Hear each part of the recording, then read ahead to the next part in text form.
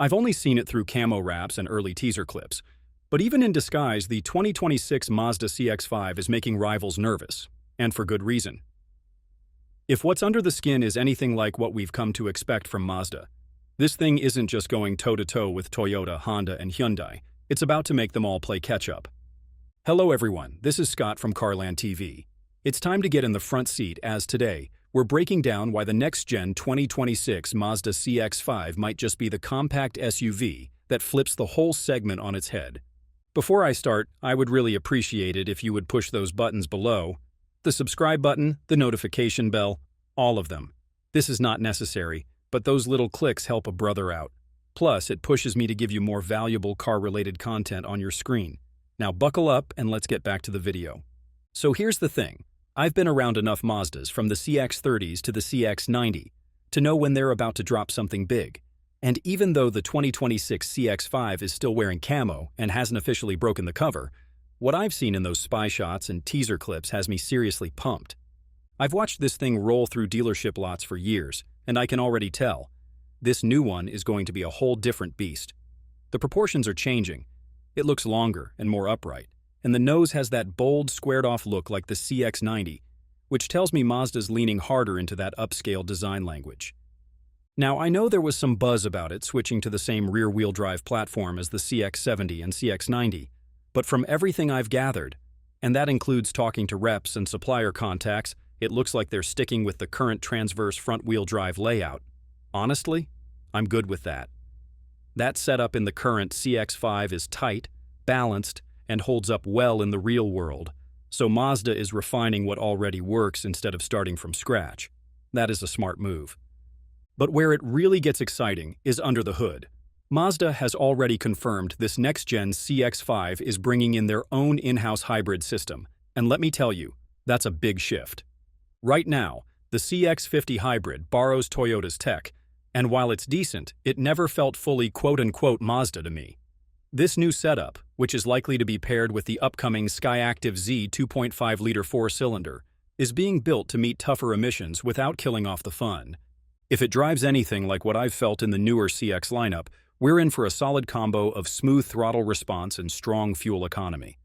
The interior's still under wraps, but if it follows the vibe of the CX-90, and I'd bet it will, you're probably looking at Nappa leather, metal trim, a new 12.3-inch screen, and that signature clean layout Mazda's known for.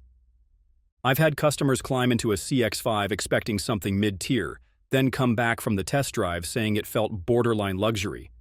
If Mazda takes all of that and refines it even further in this new model, it's not just going to compete, it's going to make everyone else rethink their game. Even with the 2026 Mazda CX-5 still cloaked in heavy camo, there's already a lot we can confidently say about the design. And if you've been paying attention to Mazda's recent moves, it's clear this SUV is heading in a more upscale direction. The spy shots and teaser clips reveal a longer, more planted body with a noticeably wider stance and a tighter, more athletic rear taper. It looks like they've stretched the wheelbase, which likely means more rear legroom and cargo capacity, something the current CX-5 was often dinged for. Up front, there's a bolder grille treatment, more upright and squared off, flanked by slimmer, vertically stacked LED headlights. Even through the camouflage, you can tell Mazda's refining its Kodo design language, dialing in that sense of motion and premium simplicity.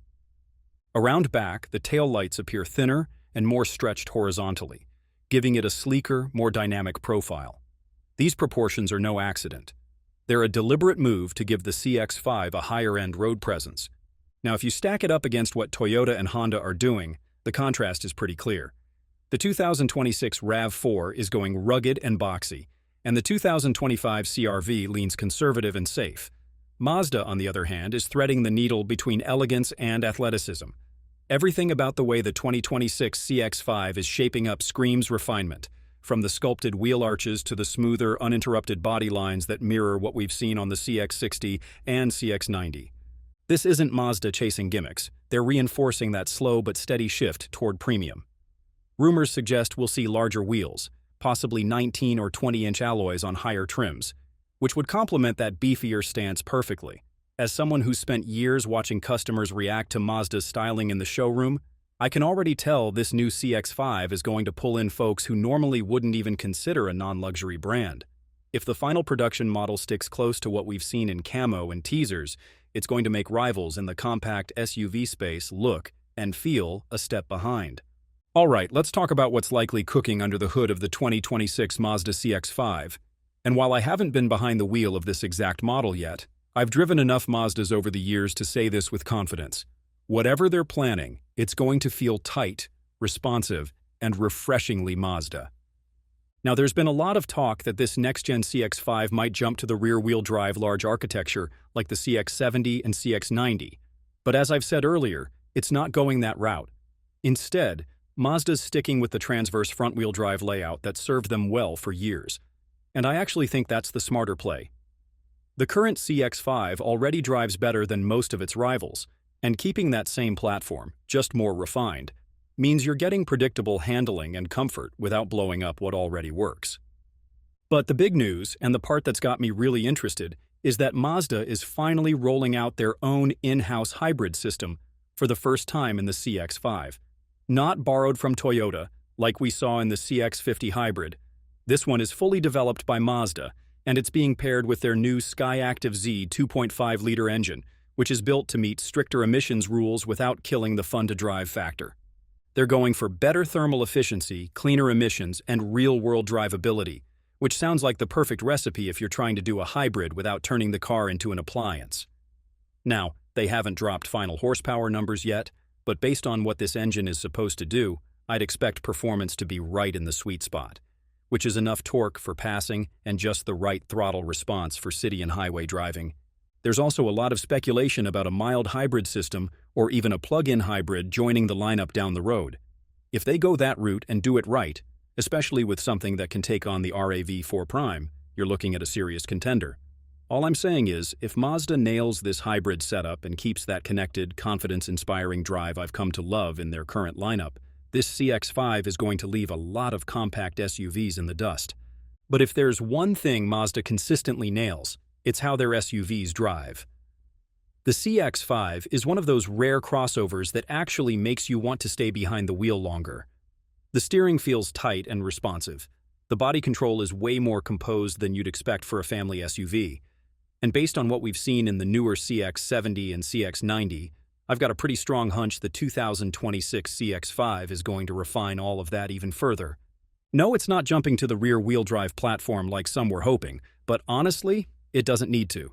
The current transverse chassis already outhandles most of the competition, and Mazda's engineers are known for squeezing every last bit of sharpness and comfort out of their platforms.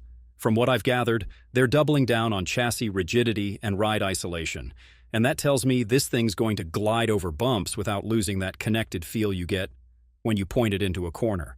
And if you've ever had a dude say that this doesn't drive like an SUV after taking a CX-5 out for a spin, then you know what I mean.